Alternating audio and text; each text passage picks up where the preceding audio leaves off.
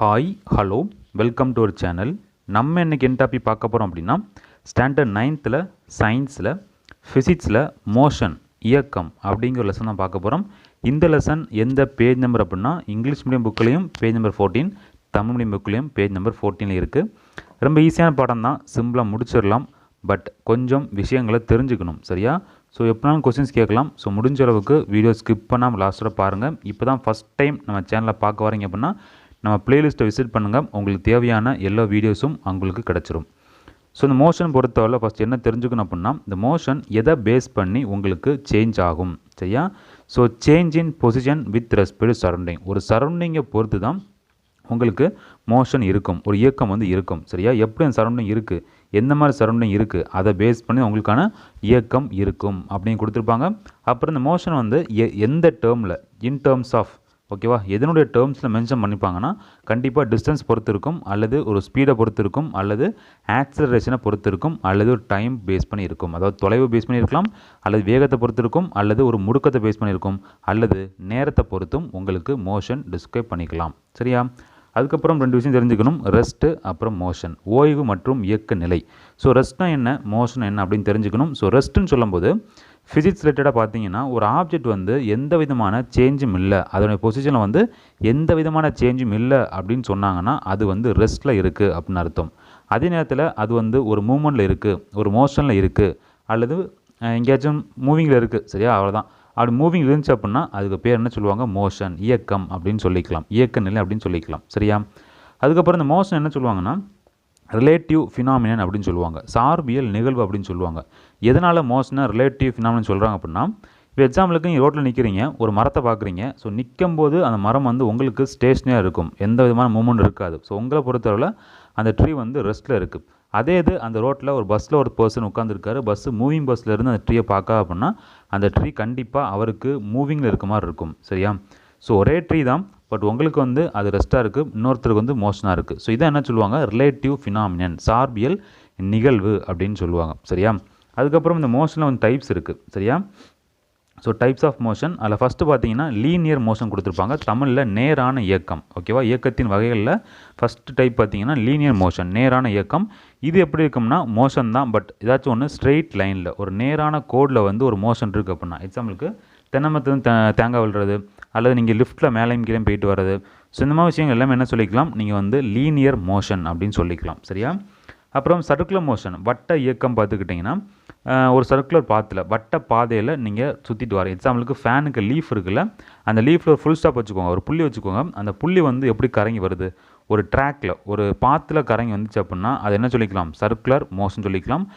அதே மாதிரி rotational motion கொடுத்துருப்பாங்க. ஸோ ரொட்டேஷனல் மோஷன் சொல்லும்போது ஒரு ஃபிக்ஸட் ஆக்சிஸ், புக்கில் இருக்காது ரொட்டேஷன் மோஷன், பட் தெரிஞ்சுக்கோங்க, ஒரு ஃபிக்ஸட் ஆக்சிஸில் இருந்து உங்களை சுற்றி வருது அப்படின்னா அது என்ன சொல்லுவாங்க, ரொட்டேஷனல் மோஷன் அப்படின்னு சொல்லுவாங்க. ஸோ ஃபேனை எடுத்துக்கலாம், மொத்த ஃபேன் அந்த ஹெட் இருக்குல்ல, அதை என்ன சொல்லுவாங்க, ரொட்டேஷன் மோஷன் சொல்லுவாங்க. அதே இது அந்த லீஃப், அது ஒரு ஃபுல் ஸ்டாப் வச்சு அந்த பாத்தில் கறங்கி வருது இல்லை அந்த பாயிண்ட்டு, அதை உங்களுக்கு சர்க்குலர் மோஷன், வட்ட இயக்கம் அப்படின்னு சொல்லுவாங்க, ஓகேவா? அடுத்து நீங்கள் பார்த்தீங்கன்னா ஆசிலேட்டரி மோஷன், அலைவு இயக்கம்னு சொல்லுவாங்க. ஸோ அலைவு இயக்கம் சொல்லும்போது ஒரு டூ அண்ட் ஃப்ரோ மூவ்மெண்ட், அதாவது ஒரு ஊசல், பெண்டும் எடுத்துக்கோங்க. ஒரு எண்டை என்ன பண்ணியிருப்பாங்க, கண்டிப்பாக ஃபிக்ஸ் பண்ணி வச்சுருப்பாங்க, இன்னொரு எண்டில் ஒரு பால் கட்டி தொங்கப்பட்டிருப்பாங்க. அந்த பால் அங்கேயும் இங்கேயும் ஆடிட்டுருக்கும், அதான் என்ன சொல்லுவாங்க, ஆசிலேட்டரி மோஷன், ஓகேவா? ஸோ அலைவு இயக்கம் சொல்லக்கூடியதான் அந்த அந்த பெண்ணுடைய எக்ஸாம்பிள் எடுத்துக்கலாம், அந்த பெண்ணுமே எக்ஸாம்பிள் எடுத்துக்கலாம், சரியா? ஸோ ஃபோர்த்து பார்த்தீங்கன்னா ரேண்டம் மோஷன், ஸோ ஒழுங்கு அற்ற இயக்கம்னு சொல்லுவாங்க. எக்ஸாம்பிளுக்கு நீங்கள் ஃபுட்பாலில் பார்த்தீங்கன்னா மேட்ச் நடந்துட்டு இருக்குன்னா இந்த பால் தாறுமாறாக போகும், உங்கள் முகத்திலே அடித்தாலும் ஆச்சரியப்படுறதுக்கு இல்லை, கரெக்டாக? ஸோ தாறுமாறாக போகும் அந்த ஃபுட்பால், சரியா? ஸோ அதான் என்ன சொல்லுவாங்க, ரேண்டம் மோஷன், எந்த டேரக்ஷனில் போகுது அப்படின்னு சொல்ல முடியாது, அந்த பாலுக்கு போன போக்கில், கால் போன போக்கிலே போகுதுன்னு சொல்லுவாங்களே, அதே மாதிரி தான், எதை பார்த்து போதோ அதை பொறுத்து மோஷன் இருக்கும். ஸோ ரேண்டம் மோஷன் சொல்லிக்கலாம்.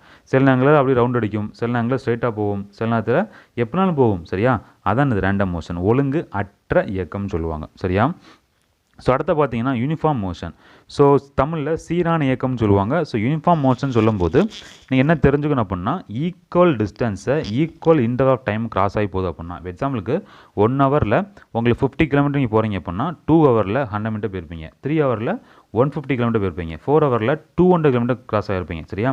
ஸோ இது மாதிரி ஈக்குவலாக போயிட்டுருக்கீங்களா, டிஸ்டன்ஸும் சேமாக அந்த ஒன்று வந்துகிட்டே இருக்குது, டைமும் கரெக்டாக 50-50 கூட்டே இருக்குது. ஸோ இந்த ஈக்குவல் டிஸ்டன்ஸும் ஈக்குவல் டைமும் இருந்துச்சு அப்படின்னா அதை வந்து யூனிஃபார்ம் மோஷன், சீரான இயக்கம் அப்படின்னு சொல்லுவாங்க. சரியா? அதுக்கப்புறம் செகண்ட் பார்த்தா நான் யூனிஃபார்ம் மோஷன், சீர் அற்ற இயக்கம். இது அப்படின்னா அன்ஈக்குவல் டிஸ்டன்ஸு பட் டைம் சேமாக இருக்கும். அதாவது 1 மினிட்டில் அல்லது 1 ஹவரில் நீங்கள் வந்து ஒரு 50 கிலோமீட்டர் கிராஸ் பண்ணிட்டீங்க. சரியா? ஸோ செகண்ட் ஹவர் ஆகுது, டைம் வந்து 1 கூடுது.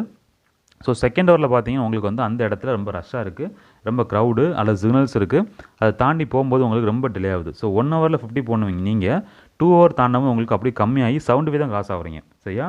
ஸோ தேர்ட் ஹவரில் பார்த்தீங்கன்னா உங்களுக்கு ரொம்ப ஸ்மூத்தாக நல்ல இறக்கம் பயங்கர ஸ்பீடாக போகிறீங்க, ஒரு 150 கிராஸ் பண்ணிட்டீங்க. இந்த மாதிரி டைம் வந்து கரெக்டாக 1, 2, 3 தான் கூடுது, பட் ஸ்பீடு பார்த்தீங்கன்னா ரொம்ப டிஸ்டன்ஸ் பார்த்தீங்கன்னா ரொம்ப வித்தியாசம் காணிக்குது. சரியா? இதான் அன்ஈக்குவல் டிஸ்டன்ஸும் ஈக்குவல் டைம் இருந்துச்சு அப்படின்னா அதை வந்து நான் யூனிஃபார்ம் மோஷன், சீர் அற்ற இயக்கம் அப்படின்னு சொல்லுவாங்க. சரியா? ஓகே, அடுத்து நீங்கள் பார்க்குறது டிஸ்டன்ஸ் அண்ட் டிஸ்பிளேஸ்மெண்ட். சரியா? தமிழில் டிஸ்டன்ஸ்னால் தொலைவுன்னு சொல்லுவாங்க, டிஸ்பிளேஸ்மெண்ட்னா இடப்பெயர்ச்சின்னு சொல்லுவாங்க. ஓகேவா? ஸோ டிஸ்டன்ஸ்னால் என்ன, டிஸ்பிளேஸ்மெண்ட்னு தெரிஞ்சுக்கணும். அதுக்கு ஒரு பிக்சர் கொடுத்துருக்காங்க பார்த்தீங்களா? ஸோ அந்த ஏபி 2 பொசிஷன் இருக்குது, ஏபி 2 பொசிஷன் இருக்குது, ஏலேருந்து பிக்கு போகிறீங்க. ஸோ கேர்வாக போகுதில்ல, ஸோ ஏலேருந்து அப்படியே எஸ் போட்டு போகுதில்ல, அதை வந்து டிஸ்டன்ஸ் அப்படின்னு சொல்லுவாங்க, தொலைவுன்னு சொல்லுவாங்க. அதே ஸ்ட்ரெயிட் லைன் இருக்குல்ல, அதை என்ன சொல்லுவாங்க, டிஸ்பிளேஸ்மெண்ட் சொல்லுவாங்க. ஸோ ஷார்ட்டாக சொல்லணும் அப்படின்னா ஒரு இடத்துல இன்னொரு இடத்துக்கு போகிறீங்க, இருக்கிறதுலே ரொம்ப ஷார்ட்டஸ்ட் டிஸ்டன்ஸ் எது அப்படின்னா அதான் உங்களுக்கான டிஸ்பிளேஸ்மெண்ட்டாக இருக்கும். அதில் சுற்றி போகிறீங்க, பக்கத்து வீட்டுக்கு போயிட்டு அப்புறம் ஃப்ரெண்டு வீட்டுக்கு போயிட்டு அப்புறம் அப்படியே ஒரு டீ குடிச்சிட்டு மெல்ல சுற்றி மெல்ல போகிறீங்க வச்சுக்கலாம், பிக்கு போகிறீங்க வச்சுக்கலாம், அதை என்ன சொல்லுவாங்க, டிஸ்டன்ஸ்னு சொல்லுவாங்க. ஸோ டிஸ்பிளேஸ்மெண்ட் டிஸ்டன்ஸ் என்ன வித்தியாசம் அப்படின்னா, டிஸ்பிளேஸ்மெண்ட்னா இருக்கிற குறுகிய டிஸ்டன்ஸ், ஷார்ட்டஸ்ட் டிஸ்டன்ஸ். டிஸ்டன்ஸ் சொல்லும்போது எப்போனாலும் போய்க்கலாம். சரியா? ஸோ அதுக்கப்புறம் டிஸ்டன்ஸுக்கு யூனிட் பார்த்தீங்கன்னா உங்களுக்கு எப்போவுமே எஸ்ஐயில் மெஷர் பண்ணுவாங்க. ஓகேவா? எஸ்ஐ சிஸ்டம் மெஷர் பண்ணுவாங்க. டிஸ்டன்ஸ் அப்படி தான், இடப்பெயர்ச்சிக்கும் உங்களுக்கு எஸ்ஐ வந்து மெஷர் பண்ணுவாங்க. அதுக்கப்புறம் ஸ்கேலர் குவான்டிட்டி, டிஸ்டன்ஸ் வந்து ஒரு ஸ்கேலர் குவான்டிட்டின்னு சொல்லுவாங்க. ஏன் அப்படின்னா அதுக்கு மேக்னிட்யூட் மட்டும்தான் உண்டு. சரியா? எங்கேயாச்சும் உங்களுக்கு மேக்னிட்யூட் மட்டும் தான் இருக்குது அப்படின்னா அதை ஸ்கேலர் குவான்டிட்டின்னு சொல்லுவாங்க. ஸோ தமிழில் மேக்னிட்யூட் அப்படின்னா எண் மதிப்பு அப்படின்னு சொல்லுவாங்க, எண் மதிப்பு. சரியா? ஸோ அதான் என்னது, ஸ்கேலர் குவான்டிட்டின்னு சொல்லுவாங்க, திசை மதிப்பு கிடையாது. ஓகேவா? அவன் டிஸ்பிளேஸ்மெண்ட் எடுத்துக்கிட்டிங்கன்னா, இடப்பெயர்ச்சி எடுத்துக்கிட்டிங்கன்னா அதை வெக்டார் குவான்டிட்டின்னு சொல்லுவாங்க. ஏன் அப்படின்னா அதுக்கு மேக்னிட்யூடும் இருக்கும், திசையும் இருக்கும். சரியா? ஸோ மதிப்பு எண் மதிப்பும் இருக்கும், அதே நேரத்தில் திசையும் இருக்கும். அதனால் அதுக்கு பேர் வந்து வெக்டார் குவான்டிட்டின்னு சொல்லுவாங்க. இதையும் எஸ்ஐ சிஸ்டத்தில் மெஷர் பண்ணுவாங்க. அடுத்து நீங்கள் பார்க்க போகிறது ஸ்பீடு அப்புறம் வெலாசிட்டி. ஸோ ஸ்பீடுன்னு சொல்லும்போது வேகம்னு சொல்லுவாங்க, வெலாசிட்டினா தமிழில் திசை வேகம்னு சொல்லுவாங்க.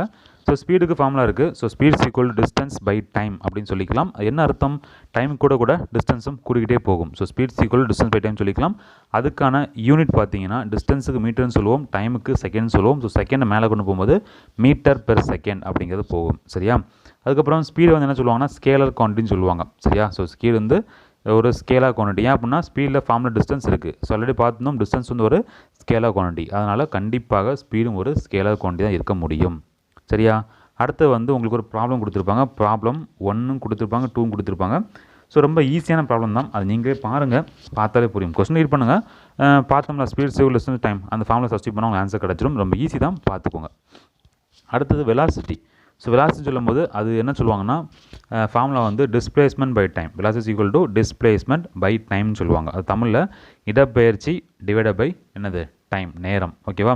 இங்கே நாவும் டைம் கூட டிஸ்பிளேஸ்மெண்ட் போயிட்டு போகும் அப்படின்னு சொல்லிக்கலாம். இது ஒரு வெக்டார் குவான்டிட்டி. காரணம் டிஸ்பிளேஸ்மெண்ட் உங்களுக்கு வெக்டார்னு சொன்னதுனால கண்டிப்பாக வெலாசிட்டி ஒரு வெக்டார் குவான்டிட்டி தான். இதுக்கும் யூனிட் சேம் தான், மீட்டர் பெர் செகண்ட், ms/-1 தான். ஓகேவா? அடுத்து நீங்கள் பார்க்க போகிறது ஆக்சலரேஷன், அதாவது முடுக்கம்னு சொல்லுவாங்க. சரியா? ஸோ முடுக்கத்துக்கு ஃபார்முலா என்ன பார்த்தீங்கன்னா ace equal to change in velocity by time. வெலாசிட்டினா டிஸ்பிளேஸ்மெண்ட் டைம். சரியா? ஸோ இது பார்த்துக்கிட்டீங்கன்னா ஆக்சலரேஷன் ஈக்குவல் டு வெலாசிட்டினா மொட்டை போட்டக்கூடாது, change in velocity by time. So change in வெலாசிட்டின்னு சொல்லும்போது உங்களுக்கு ஃபைனல் வெலாசிட்டி இருக்கும், இனிஷியல் வெலாசிட்டி இருக்கும். ஸோ வெலாசிட்டி எப்படி சேஞ்ச் ஆகுதுன்னு பார்த்தீங்கன்னா ஃபைனல் வெலாசிட்டியிலேருந்து இனிஷியலை கழிச்சிட்டிங்க அப்படின்னா உங்களுக்கு சேஞ்ச் இன் வெலாசிட்டி கிடச்சிரும். அதற்கான ஃபார்முலா, கரெக்டான ஃபார்முலா பார்த்தீங்கன்னா ace equal to v - u by t. இல்லை விங்கிறது வந்து என்னது ஃபைனல் வெலாசிட்டி, யூங்கிறது வந்து இனிஷியல் வெலாசிட்டி. ரெண்டு மைனஸ் பண்ணி டீயை டிவைட் பண்ணிட்டீங்கன்னா உங்களுக்கு என்ன கிடச்சிரும், ஆக்சலரேஷன், முடுக்கம் உங்களுக்கு கிடைத்துவிடும். சரியா?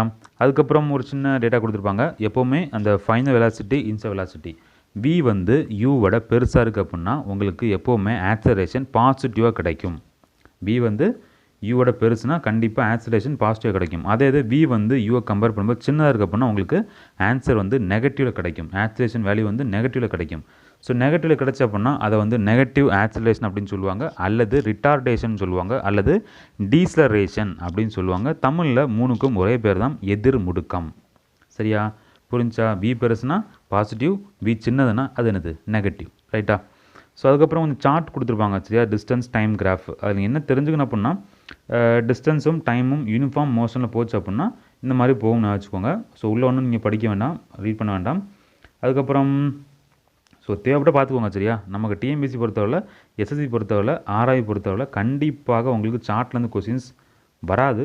வந்தாலும் எப்படி இருக்கும் அப்படிங்கிற புக் பை கொஸ்டினே பார்க்கலாம், உங்களுக்கு புரியும். சரியா, ஸோ 2-3 பேஜுக்கு கிராஃப் கொடுத்துருப்பாங்க. ஜஸ்ட்டு நீங்கள் பிக்சரை மட்டும் பார்த்துக்கோங்க, எந்த ஹெட்டிங்கில் என்ன பிக்சருன்னு பார்த்துக்கோங்க, ஈஸியாக இருக்கும். ஸோ அடுத்து நீங்கள் பார்க்க போகிறது ஈக்குவேஷன்ஸ் ஆஃப் மோஷன், அதாவது இயக்க சமன்பாடுன்னு சொல்லக்கூடியது.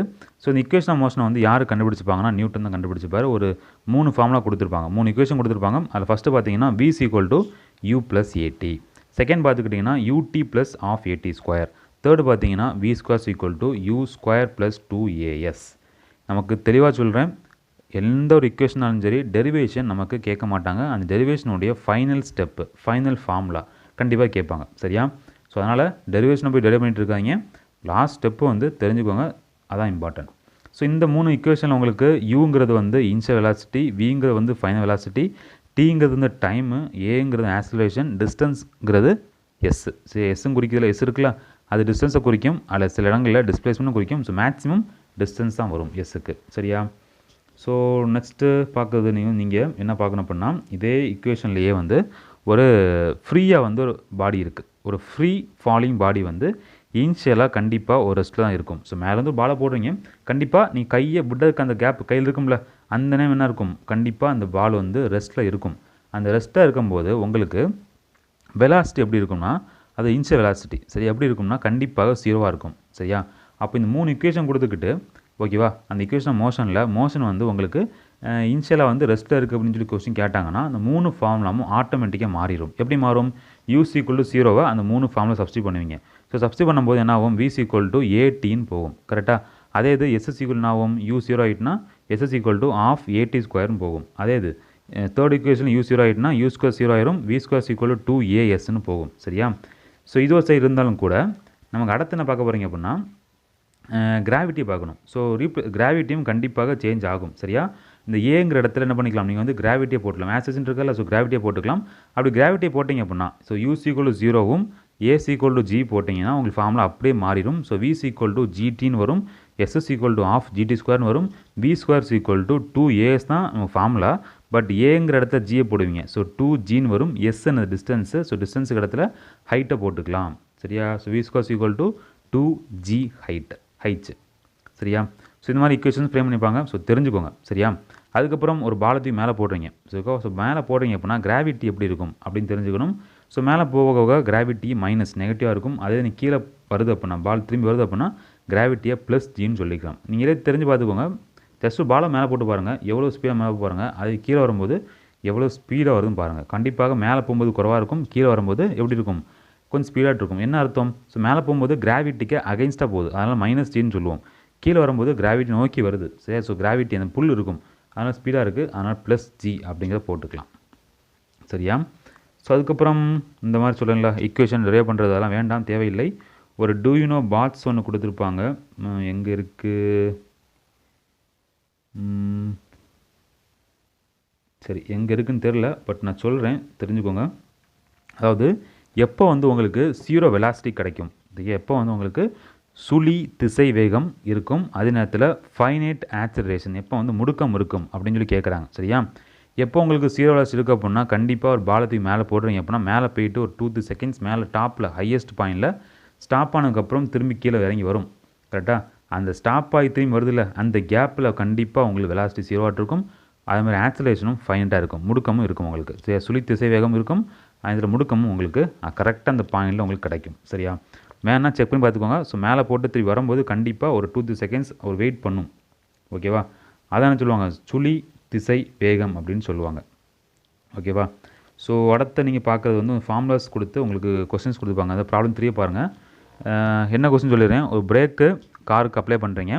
ஓகேவா, அப்ளை பண்ணும்போது ஆக்சிலரேஷன் பார்த்தீங்கன்னா 6 மீட்டர் செகண்ட் -2 இருக்குது. ஸோ ஆப்போசிட் டைரக்ஷன் இருக்குது சரியா. ஸோ நீங்கள் பிரேக்கை போட்டதுக்கப்புறம் 2 செகண்ட் கழிச்சு தான் உங்களுக்கு என்ன ஆகுது, அந்த கார் வந்து ஸ்டாப் ஆகுது. அப்படி ஸ்டாப் ஆனதுக்கப்புறம் அந்த 2 செகண்ட் ட்ராவல் ஆகிருக்குள்ள டிஸ்டன்ஸ் அதை வந்து கண்டுபிடி சொல்கிறாங்க. ஓகேவா. அப்போ இந்த கொஸ்டின் எல்லாம் கொடுத்துதான் பாருங்கள். ஃபஸ்ட்டு ஏ கொடுத்துருக்காங்க. ஸோ ஏ வந்து -6 போடுறோம். ஏன் -6 போடுறோம், 6 ms for -2 இந்த ஆப்போசிட் டைரக்ஷன் கொடுத்துட்டாங்க. ஸோ கண்டிப்பாக மைனஸ் போட்டாகணும். அதுக்கப்புறம் டைம் வந்து கொடுத்தாங்க 2 செகண்ட் கொடுத்துட்டாங்க. அதுக்கப்புறம் வி வந்து கொடுத்துருக்காங்க, இன்டெரக்டாக கொடுத்துருக்காங்க. So V = 0. எதனால் 0 அப்படின்னா எப்படி இருக்குது, ஃபைனில் வந்து ஸ்டாப் ஆயிடுச்சு, அதனால் V = 0ன்னு போட்டுக்கலாம். ஸோ V இருக்குது, ஏ இருக்குது, டி இருக்குது, 3 யூஸ் பண்ணி ஃபார்முலாஸ் கண்டுபிடிக்கணும். ஸோ ஃபார்முலா வந்து அந்த ஈக்குவேஷன் ஆஃப் மோஷனை யூஸ் பண்ணிக்கலாம். V = U + AT போடுவீங்க, அதில் V 0 போட்டுருவீங்க. சப்ஸ்டிட் பண்ணிங்க அப்படின்னா உங்களுக்கு U = 12 U வழி கிடச்சிரும். U = velocity = 12 m/s கிடச்சிரும். நமக்கு என்ன கேட்டாங்க, யூவை கேட்டாங்க இல்லை, டிஸ்டன்ஸ் கேட்டாங்க. டிஸ்டன்ஸ் ஃபார்முலா என்ன, S = ut + half AT². இந்த ஃபார்முலாவில் நீங்கள் வந்து சப்ஸ்டிட் பண்ணிங்க அப்படின்னா உங்களுக்கு டிஸ்டன்ஸ் கிடச்சிடும். ஸோ டிஸ்டன்ஸ் = 12 மீட்டர்னு கிடைக்கும். சில ப்ராப்ளத்தை பார்த்துக்கோங்க. ஸோ இருக்க ப்ராப்ளத்தில் இந்த ஒரு ப்ராப்ளம் மட்டும்தான் கொஞ்சம் வித்தியாசமான ப்ராப்ளம் நினைக்கிறேன் இருக்க ப்ராப்ளத்தை கம்பேர் பண்ணும்போது. மற்ற ப்ராப்ளம் எல்லாமே இந்த டேரெக்டாக சப்ஸ்டிட் பண்ணி போகிற மாதிரி இருக்கும். அதை ரைட்டாக கோத்து பண்ணிக்கோங்க, உங்களுக்கு புரியும். ஸோ அடுத்து நீங்கள் பார்க்க போகிறது வந்து யூனிஃபார்ம் சர்க்குலர் மோஷன், சீரான வட்ட இயக்கம்னு சொல்லுவாங்க. ஸோ இது எப்படி பார்க்கலாம் அப்படின்னா, ஒரு கயர் ஒரு எண்டில் உங்கள் கையில் இருக்குது, இன்னொரு எண்டில் வந்து என்ன பண்ணுங்கள், கல்லை கட்டி கறக்குங்க. சரி, கறக்கும்போது ஒரு லெவலுக்கு அப்புறம் விட்டுட்டிங்க அப்படின்னா என்ன ஆகும், அந்த சர்க்கிளுக்கு பார்த்துக்கு டேஞ்சண்டாக என்ன ஆகும், அந்த கயர் வந்து கல் வந்து போய் விழும். ஓகேவா. இந்த என்ன தெரியுது அப்படின்னா, ஒவ்வொரு நேரமும் சரியா அந்த கல் வந்து கறங்கும்போது மோஷனுக்கு ஏற்றாற் போல் டேரக்ஷன் வந்து ஒவ்வொரு பாயிண்ட்டுக்கும் மாறிக்கிட்டே இருக்கும். சரியா, அப்படி மாறிட்டே இருக்குது. நீங்கள் டக்குன்னு ஒரு பாயிண்டை விடும்போது அந்த பாயிண்ட் என்ன ஆகும், அந்த சர்க்கிள் ட்ராக்கில் போகாமல் ஆட்டோமேட்டிக்காக அதுக்கு தேவையான ஸ்ட்ரெயிட் லைனில் பாஸ் ஆகி கீழே விழும். எங்கே விடுறீங்களோ விடும்போது அந்த பாயிண்டில் எங்கே நிற்கிதோ அதுக்கு நேராக என்ன பண்ணும், டேஞ்சண்டாக வந்து போய் வெள்ள மாதிரி இருக்கும். சரியா, இதான் வந்து என்ன சொல்லுவாங்க, யூனிஃபார்ம் சர்க்குலர் மோஷன் சொல்லுவாங்க. இந்த யூனிஃபார்ம் சர்க்குலர் மோஷனில் ஒரு ஃபார்முலா கொடுத்துருப்பாங்க, speed = circumference by time taken சொல்லுவாங்க. ஸோ சர்க்கம்ஃபரன்ஸ் நமக்கு தெரியும் அப்படி தானே, 2πrன்னு தெரியும். So /t. ஸோ அந்த கல் வந்து எவ்வளோ ஸ்பீடாக போயிட்டுருக்கு அப்படின்னு தெரியுதுக்கு ஈஸியான ஃபார்முலா. ஸோ 2πr/tன்னு சொல்லிக்கலாம். சரியா. ஸோ நெக்ஸ்ட் நீங்கள் பார்க்க போகிறது லாஸ்ட்டாக சென்ட்ரிபியூட்டல் ஆக்சலரேஷன் அப்புறம் சென்ட்ரிபியூட்டல் ஃபோர்ஸ் அப்படின்னு தெரிஞ்சுக்கணும். சென்ட்ரிபியூட்டல் ஆக்சலரேஷன்னா தமிழில் வந்து மைய நோக்கு முடுக்கம்னு சொல்லுவாங்க. சென்ட்ரிபியூட்டல் ஃபோர்ஸ் அப்படிங்கிறத மைய நோக்கு விசைன்னு சொல்லுவாங்க. சரியா, ஒரு பாடி வந்து ஆக்சலரேஷன் ஆகிட்டு, ஒரு பாடி வந்து ஆக்சலரேட்டட் அப்படின்னு சொல்லணும் அப்படின்னா அதனுடைய வெலாசிட்டி எப்படி இருக்கணும், கண்டிப்பாக அது வெலாசிட்டி வந்து மேக்னிடியூட்லையும் சரி அல்ல டேரக்ஷன்லையும் சரி கண்டிப்பாக சேஞ்சஸ் இருக்கணும். எப்போ வந்து மேக்னிடியூட் வந்து டேரக்ஷன் வந்து சேஞ்ச் ஆகுதோ, வெலாசிட்டி ஆஃப் பாடியில் சேஞ்ச் ஆகுதோ அப்போ தான் உங்களுக்கு என்ன கிடைக்கும், ஆக்சலரேஷன் கிடைக்கும். தமிழில் சொல்ல அப்படின்னா எப்போ வந்து திசை வேகம் வந்து என் மதிப்பிலும் திசை சைடும் கூடுதோ அல்லது சேஞ்ச் ஆகுதோ அப்போ தான் அவங்க என்ன ஆகும், ஆக்சலேட் ஆகும், அந்த பாடி வந்து ஆக்சலேஷனுக்கு போகும். சரியா. அடுத்து வந்து நீங்கள் என்ன பண்ணீங்க, ஒரு கல்லை கட்டி கயரில் கல்லை கட்டி கறக்குறீங்க.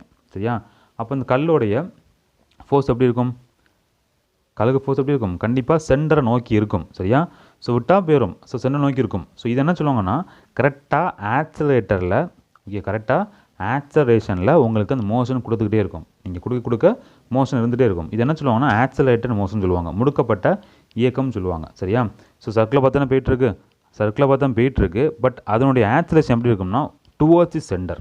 எப்போ வந்து ஒரு ஆக்சலேஷன் டுவர்ட்ஸ் தி சென்டர் இருக்கோ, ஓகேவா, அதன் பேர் என்ன சொல்லுவாங்கன்னா சென்ட்ரிபியூட்டல் ஆக்சலேஷன் சொல்லுவாங்க. ஓகேவா, அதனுடைய ஃபோர்ஸை வந்து சென்ட்ரிபியூட்டல் ஃபோர்ஸ்னு சொல்லுவாங்க. எப்போ வந்து ஒரு ஆக்சலேஷன் சென்டரை பார்த்து இருக்கோ, டுவர்ட்ஸ் சென்டர் இருக்கோ அதை வந்து சென்ட்ரிபியூட்டல் ஆக்சலேஷன் சொல்லுவாங்க. அதனுடைய ஃபோர்ஸ் இருக்குல்ல, அந்த ஃபோர்ஸ் என்ன சொல்லுவாங்கன்னா சென்ட்ரிபியூட்டல் ஃபோர்ஸ்னு சொல்லுவாங்க, மைய நோக்கு விசைன்னு சொல்லுவாங்க. சரியா, இது ஒரு ஃபார்முலா போட்டிருப்பாங்க. அந்த ஃபார்முலா பார்க்குறதுக்கு முன்னாடி இந்த பிக்சரை பாருங்கள்.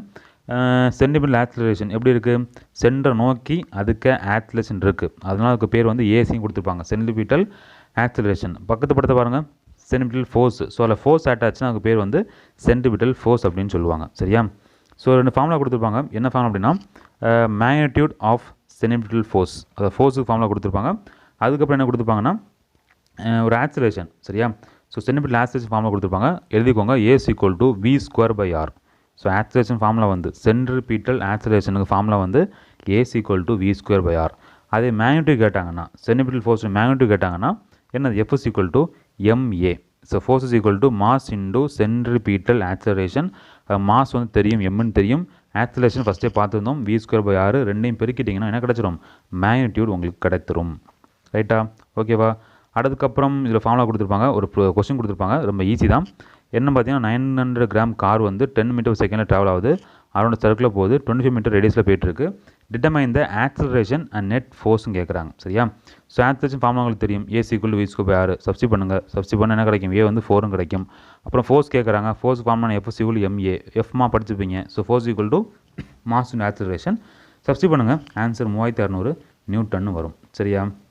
அதுக்கப்புறம் இந்த மாதிரி ஃபோர்ஸஸ், அதாவது சென்ட்ரிபிட்டல் ஆக்சலரேஷன் எங்கெல்லாம் ஒர்க் ஆகும் அப்படின்னா இந்த கிராவிடேஷனல் ஃபோர்ஸில் இருக்குது, அதாவது தமிழில் ஈர்ப்பு விசை. சரியா? அப்புறம் ஃப்ரிக்ஷனல் ஃபோர்ஸ் உராய்வு விசை, அப்புறம் மேக்னெட்டிக் ஃபோர்ஸ் காந்த விசை, அப்புறம் எலக்ட்ரோஸ்டாட்டிக் ஃபோர்ஸ் நிலை மின்னிசை.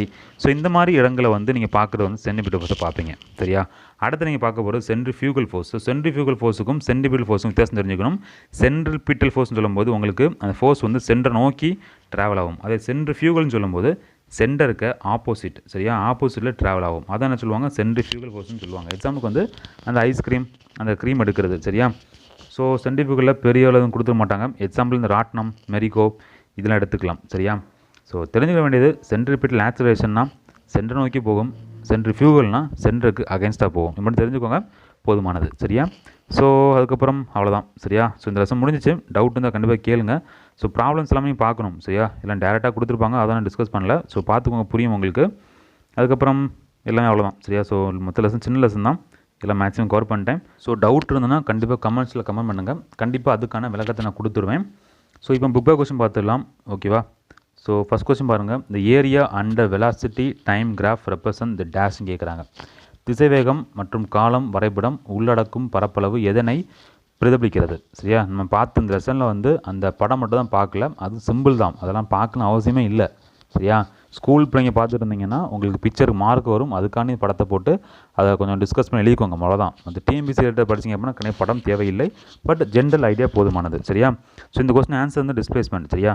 ஸோ வெலாசிட்டியும் டைமும் கொடுத்துருக்காங்க. ஸோ கண்டிப்பாக ஃபார்முலா இருக்குல்ல, ஸோ ஃபார்முலா என்னது, டிஸ்பிளேஸ்மெண்ட் படிச்சுமா, வெலாசிட்டி டைம் வச்சு படிச்சுமா, ஸோ ஃபார்முலா அப்படியே கொடுத்துருக்காங்க. ஸோ கண்டிப்பாக ஆன்சர் தான் வரும், டிஸ்பிளேஸ்மெண்ட் தான் வரும். ஓகேவா? ஸோ டிஸ்பிளேஸ் ஃபார்முலா என்ன, displacement equal to velocity into time படிச்சிருப்போம், அல்லது velocity equal to displacement by time படிச்சிருப்போம். ஸோ கண்டிப்பாக ஃபஸ்ட் கொஸ்டின் ஆன்சர் வந்து பி தான் வரும். சப்போஸ் இந்த கொஸ்டினில் உங்களுக்கு வெலாசிட்டியும் கொடுக்காம சேஞ்ச் இன் வெலாசிட்டியும் கொடுக்குறாங்க அப்படின்னா, இந்த கொஸ்டினில் சேஞ்ச் இன் வெலாசிட்டியும் கொடுத்தாங்கன்னா கண்டிப்பாக என்ன ஆயிரும், ஆன்சர் வந்து டீன் போயிடும். ஓகேவா? ஆக்சிலேஷன் ஆஃப் தி மூவிங் ஆப்ஜெக்ட்னு போட்டுருவீங்க. ஓகேவா? ஆக்சிலேஷன் ஃபார்முலா என்னது, change in velocity by time, அதனால் ஆட்டோமேட்டிக்காக டிக்கு போயிடும். ஸோ வெறும் வெலாசிட்டி கொடுத்தாலும் ஆன்சர் என்ன வரும், பி தான் வரும். சரியா? இந்த மாதிரி நீங்கள் படித்தா போதும், போட்டு ஃபுல்லாக அந்த படத்தை போட்டு மக்க படிச்சுட்டு இருக்கக்கூடாது. செகண்ட் கொஸ்டின் பாருங்கள், which one of the following is most likely not a case of uniform circular motion? கீழ்கண்டவற்றில் எது பெரும்பாலும் சீரான வட்ட இயக்கம் அல்லன்னு கேட்குறாங்க. ஸோ எல்லாம் ரீட் பண்ணி பாருங்கள். ஆன்சர் வந்து C choice, motion of a racing car and circular track. எது வந்து சர்க்குலர் மோஷன்லேன்னு சொல்லி கேட்குறாங்க. ஸோ ரேசிங் கார் வந்து டக்குன்னு கூடும் குறையும், ஸோ ஸ்பீட் வந்து கண்ட்ரோல் பண்ண முடியாது. சரியா? ஸோ ஆன்சர் வந்து சி சாய்ஸு. தேர்ட் கொஸ்டின் பாருங்கள், which of the following graph represent uniform motion of a moving particle? கீழ்வரும் வரைபடத்தில் சீரான இயக்கத்தில் நகரும் ஒரு பொருளை குறிப்பிடுவது எதுன்னு கேட்குறாங்க. ஸோ நல்லா கவனிங்க, யூனிஃபார்ம் சொன்னாலே உங்களுக்கு கண்டிப்பாக கேர்வ் லைன் வராது. ஓகே, யூனிஃபார்ம் சொன்னாலே உங்களுக்கு கேர்வ் லைன் வராது. கேர்வ் இருந்துச்சுன்னா அதுக்கு என்ன சொல்லுவாங்க, நான் யூனிஃபார்ம் சொல்லிடுவாங்க. ஸோ யூனிஃபார்ம்னால உங்களுக்கு என்ன பண்ணிடலாம், ஏயும் சியும் கட் பண்ணிடலாம். அதுக்கப்புறம் கண்டிப்பாக பிடி தான் வரும். அதில் டியை பாருங்கள், டி வந்து எப்படி இருக்குது, ஸ்ட்ரெயிட் லைன் தான், ஆன்சர் வரலாம். பட் உங்களுக்கு யூனிஃபார்ம் மோஷன் கொடுத்துட்டாங்க. ஸோ மோஷன் சொல்லும்போது உங்களுக்கு மூவ்மெண்ட் இருக்கணும். மூவ்மெண்ட் இருக்குது அப்படின்னா கண்டிப்பாக எப்படி தான் இருக்கும், அந்த ஸ்லாண்டிங்கில் போதில் பி சாய்ஸ் அப்படி தான் இருக்கும். ஸோ அதனால் ஆன்சர் வந்து உங்களுக்கு பி சாய்ஸ் தான் உங்களுக்கான ஆன்சர். ஃபோர்த் கொஸ்டின் பாருங்கள், சென்ட்ரிஃபியூகல் ஃபோர்ஸ் என்னன்னு கேட்குறாங்க. So centrifugal force is the force of reaction of centripetal force. ஓகேவா? சென்ட்ரிஃபியூகல் ஃபோர்ஸ் கொடுக்குறாங்க. ஸோ ஆன்சர் வந்து force of reaction of a centripetal force. படித்தோமா இல்லையா? மையவிலக்கு விசைன்னு கேட்குறாங்க. மையவிலக்கு விசை ஒரு மைய நோக்கு விசைக்கு எதிரான விசை, அவ்வளோதான். ஓகே, அடுத்து பாருங்கள், ஃபில் இன் தி பிளாங்க்ஸ் பார்க்கலாம். Speed is dash quantity various velocity is dash quantity. வேகம் ஒரு டேஷ் அளவு, அதே சமயம் திசை வேகம் ஒரு டேஷ் அளவு கொடுக்குறாங்க. ஸோ பார்த்துனோம் அப்படி தானே. ஸோ ஸ்பீடுன்னு சொல்லும்போது அது ஒரு ஸ்கேலார் குவான்டிட்டி, அதே இது வெலாசிட்டி வந்து ஒரு வெக்டார் குவான்டிட்டி. செகண்ட் கொஸ்டின் பாருங்கள், தொலைவு கால வரைபடத்தின் எந்த ஒரு புள்ளியிலும் சாய்வின் மதிப்பை தருவது டேஷ்னு கேட்குறாங்க. So slope of distance time graph at any point gives என்னது, speed equal to distance by time, அதெல்லாம் கொடுத்துருக்காங்க. ஸோ ஆன்சர் என்னது, ஸ்பீட் தான் வரும். தேர்ட் கொஸ்டின் பாருங்கள், நெகட்டிவ் ஆக்சலரேஷன் இஸ் கால் டேஷ்னு கேட்குறாங்க. எதிர்மறை முடுக்கத்தை டேஷ் என்றும் கூறலாம். எப்படி கூறலாம், அதை வந்து டீசிரேஷன் அல்லது ரிட்டார்டேஷன் சொல்லிக்கலாம். சரியா? 4th கொஸ்டின் பாருங்கள், area under velocity time graph. இடப்பெயர்ச்சி காலம் வரைபடத்தில் உள்ள பரப்பளவு குறிப்பிடுவது எதுன்னு கேட்குறாங்க. ஸோ எது டிஸ்பிளேஸ்மெண்ட். 3rd பாருங்கள், ட்ரூ ஆர் ஃபால்ஸு. ஸோ ஃபால்ஸ்னால் அதை என்ன பண்ணிக்கணும், நீங்கள் வந்து திருத்திக்கணும். ஃபஸ்ட் கொஸ்டின் பாருங்கள், the motion of a city bus is a heavy in a heavy traffic road example for uniform motion கொடுக்குறாங்க.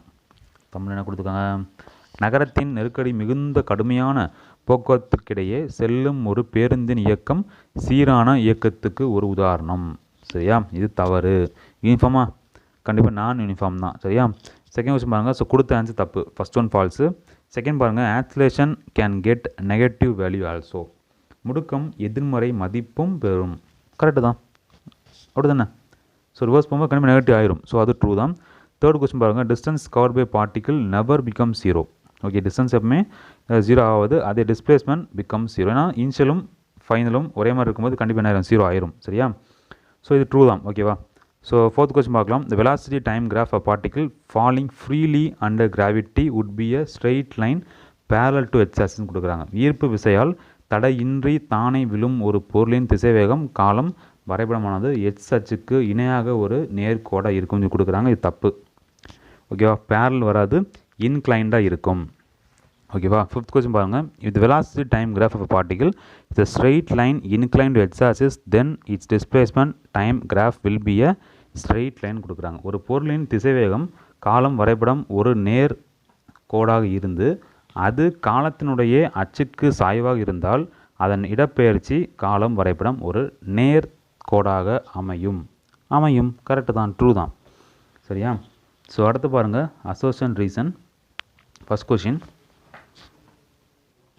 ஒரே நிமிஷம் எடுத்துக்கிறேன். ஓகே, இங்கிலீஷில் பாருங்கள். Assertion, the accelerated motion of an object may be due to change in magnitude of velocity or direction or both of them. Reason என்ன கொடுக்குறாங்கன்னா, acceleration can be produced only by change in magnitude of the velocity, it does not depend the direction கொடுக்குறாங்க. சரியா. So assertion வந்து correct தான். Okay, assertion வந்து correct தான், but ரீசனுங்கிறது தப்பு. Second question பார்க்கலாம். Assertion, the speedometer of a car or a motorcycle measures its average speed. ரீசனை கொடுத்துருவாங்க, average velocity is equal to total displacement divide by total time.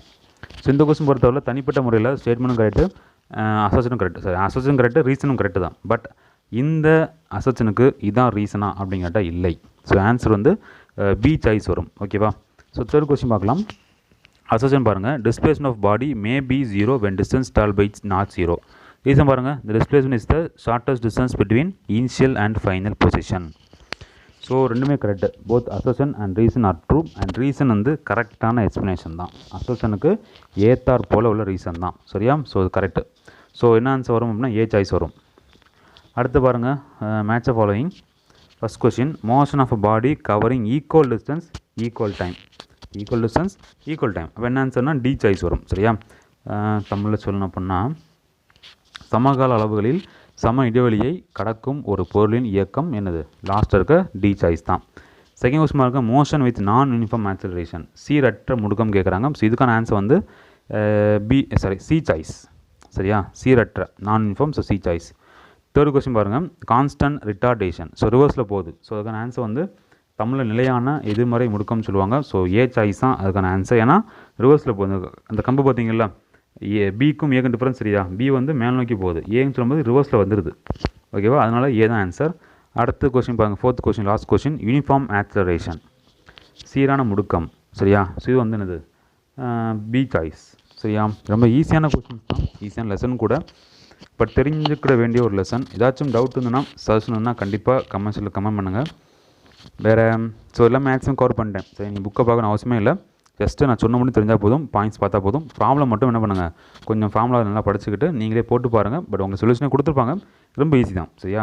நான் சொன்ன sums மட்டும் கொஞ்சம் வித்தியாசமாக இருக்கும். மற்றபடி உள்ள சம்ஸ் எல்லாமே என்ன பண்ணிக்கலாம், நீங்களே போட்டு பார்த்துக்கலாம். டேரக்ட் சப்ஸ்டிட் பண்ண ஆன்சர் வந்துடும். ஸோ டவுட் இருந்தால் கேளுங்க.